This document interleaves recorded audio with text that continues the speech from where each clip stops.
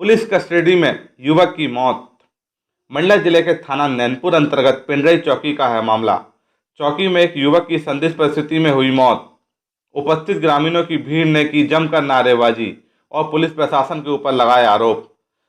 बात मंडला जिले के नैनपुर थाना अंतर्गत पिंडरई चौकी में एक युवक ने फांसी लगा ली है। ग्रामीणों के अनुसार युवक को कल थाने में लाकर बहुत बुरी तरीके से मारा गया था, जिसके कारण उसकी मौत हो गई है, परंतु मौत का कारण फांसी लगाना पुलिस द्वारा बताया जा रहा है। भाई को जो कि टोनी निवासी है, उसको यहाँ पे चौकी पे मार डाला गया और केस बना रहे हैं कि उसको फांसी लगाया गया है करके। तो भाइयों, सब लोग आइए, आज इस पिंडरई चौकी में हो रहे अत्याचार को हम सब मिलकर साथ में करेंगे और चौकी का घेराव भी करेंगे। नहीं चाहिए, पुलिस प्रशासन करे गुंडागिर्दी, पुलिस प्रशासन करे गुंडागिर्दी। गौरवाना गणतंत्र पार्टी और अन्य सामाजिक संगठनों ने इस केस की मैजिस्ट्रियल जांच कराने की बात कही और दोषियों पर कार्रवाई हो। वहीं पुलिस अधीक्षक ने इस मामले को गंभीरता से लेते हुए पिंडरई चौकी प्रभारी के साथ 2 अन्य कर्मचारी को सस्पेंड कर दिया है और इसकी जांच की बात कर रहे हैं। आज मंडला जिले में यह मामला बड़ा सुर्खियों में छाया है। जानकारी के अनुसार एक युवक श्याम सिंह विश्वकर्मा, उम्र 22 वर्ष, चौकी के अंदर फांसी लगा ली। बताया गया है कि यह युवक किसी नाबालिग लड़की को लेकर गया था। बाद में युवती के परिजनों ने पिंडरई चौकी में इसकी शिकायत की थी। कल शाम दोनों को गजना के पास देखा गया था। इसके बाद दोनों को पिंडरई पुलिस ने चौकी लाया और आज बच्ची के कथन न्यायालय में होना था, लेकिन देर रात चौकी पिंडरई थाना नैनपुर में इस युवक ने फांसी लगा ली। आनंद फानन में युवक को जिला अस्पताल ले जाया गया, जहां डॉक्टरों ने उसे मृतक घोषित कर दिया। युवक का पोस्टमार्टम मंडला जिला चिकित्सालय में किया गया।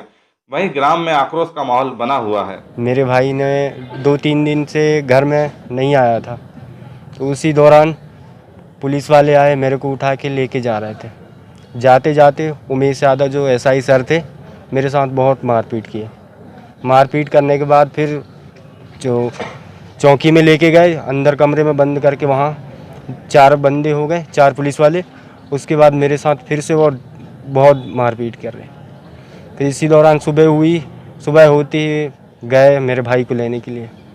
मेरे भाई को लेके आए, उसके साथ मेरे साथ पैक कर दिए उसको पैक करने के बाद मेरे को बाहर निकाल दिए।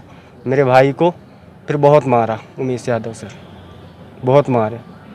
बोले मार के भूत बना देंगे बोल रहे थे। इसके बाद फिर हम वहाँ से रात्रि 11 बजे वहाँ से हम घर चले गए थे और उमेश यादव सर ने मार के मेरे भाई की मृत्यु कर दी।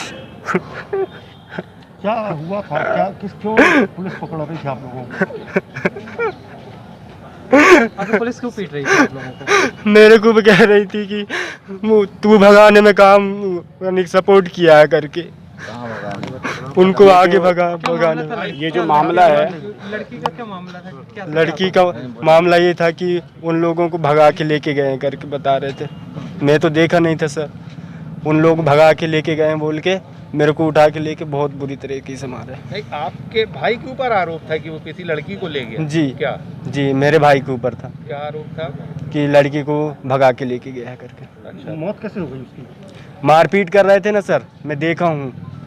वो जो उमेश यादव सर ऐसा ही वहाँ के, जो उनने बहुत मारपीट करी उनके पुलिस साथ। तो कह रही कि उन्होंने सुसाइड किया, आत्महत्या की वहाँ पे। नहीं सर, पहले बहुत मारी। मेरे को कमरे अंदर बंद कर दिए थे उधर में, मैं साइड से खोल लिया था, देखा था बहुत मार रहे थे पट्टों से। कहाँ मार रहे ध्यान नहीं, देखा नहीं हूँ, पर उसको अंदर मार रहे थे, बहुत आवाज़ आ रही थी। क्या आरोप क्या है आप लोग का? वो तो उसी ने हत्या की है, उमेश यादव ने आरोपी। क्या चाहते हो अब आप? उसको अब सज़ा मिलनी चाहिए, यही चाहते हैं, सज़ा मिलनी चाहिए। सीबीआई जांच चाहिए। आपका नाम? मेरा नाम श्यामलाल विश्वकर्मा, पिता दर्शन लाल। और बताना चाहता हूँ सर एक बात, कि जो पोस्टमार्टम करने के लिए यहाँ कैसा लाया गया, हमको बताया कुछ भी नहीं बताया गया है। जब लाते समय मेरे जीजा भी वहाँ से 11 बजे गए थे, मैं साथ में ही थे, हमारे जीजा के घर में थे हम लोग पूरे। फिर सुबह हमको गांव वालों ने बताया कि तुम्हारे घर में पुलिस आई थी, ऐसा बता रही थी, उनसे पता चला। बहुत ही गंभीर मामला एक प्रकाश में आया है। ये नैनपुर थाना क्षेत्र की घटना है। वहाँ एक विश्वकर्मा परिवार है। विश्वकर्मा परिवार के किसी लड़के के ऊपर किसी लड़की को भगा ले जाने का आरोप लगा। ना दोनों परिवार से कोई बात की गई और सिर्फ संदेह के आधार पर उस लड़के के भाई को लेकर के थाने में आकर के रखा गया, उसके साथ मारपीट की गई और इसके बाद उसकी जो है मृत्यु हो गई।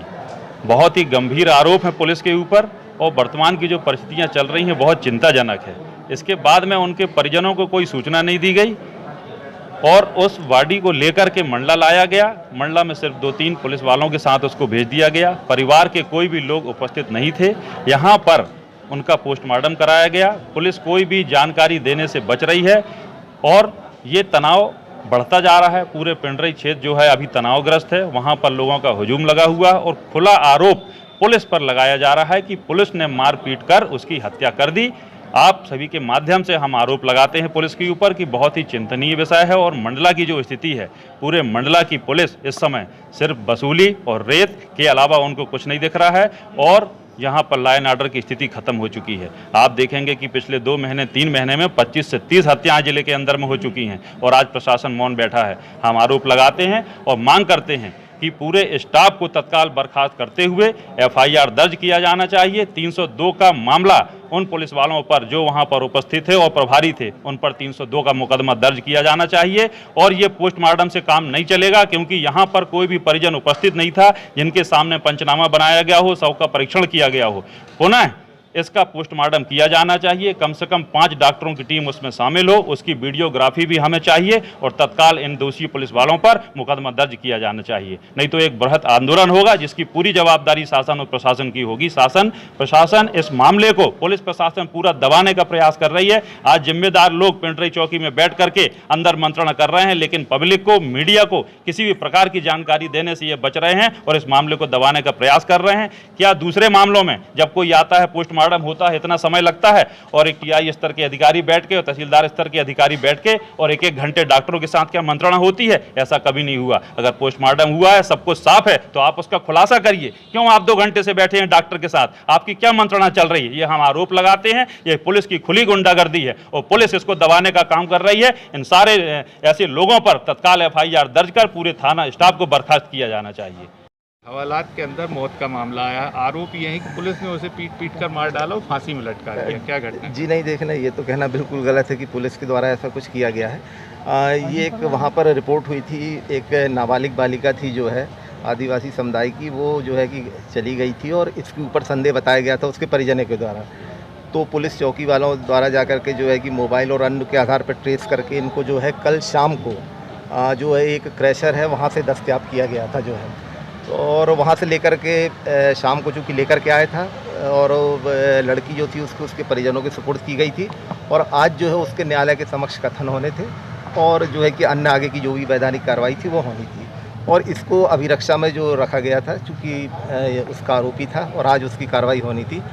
लेकिन जो है कि सवेरे सवेरे के आसपास जो इसके द्वारा फांसी लगाई गई वहाँ पे जो है कि अपने पैंट से जो पहना हुआ था जो उससे, और देखा तो तत्काल जो इसको उतार करके जो है और यहाँ हॉस्पिटल में लाया गया कि जिसमें कि अगर संभव हो तो उसकी जान बचाई जा सके, लेकिन यहाँ आने के बाद में पता चला उसकी मृत्यु हो गई है।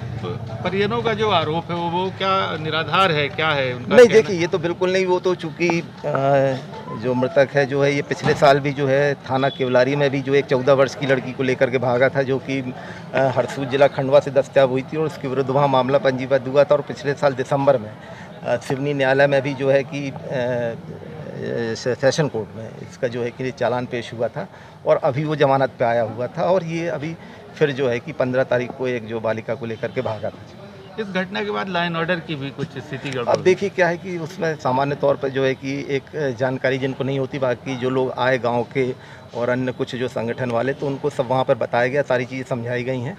तो फिर जो है कि यहाँ पर अब वो उसको लाश को लेने के लिए आए हुए हैं। क्या कुछ एक्शन भी लिया गया है? जी हाँ, इसमें जो है कि माननीय पुलिस अधीक्षक महोदय द्वारा जो है कि जो थोड़ी जो भी अगर लापरवाही या गलती तो उसमें चौकी प्रभारी हैं और जो 2 साथ में वहाँ पर ड्यूटी में लगे हुए थे उनको निलंबित किया गया है और प्रकरण की जो है न्यायिक जांच के जो आदेश हो चुके हैं और अब न्यायिक जांच प्रकरण की हो रही है। सर, करीब कितने लोगों को निलंबित किया गया है? 3 लोगों को किया गया है जी।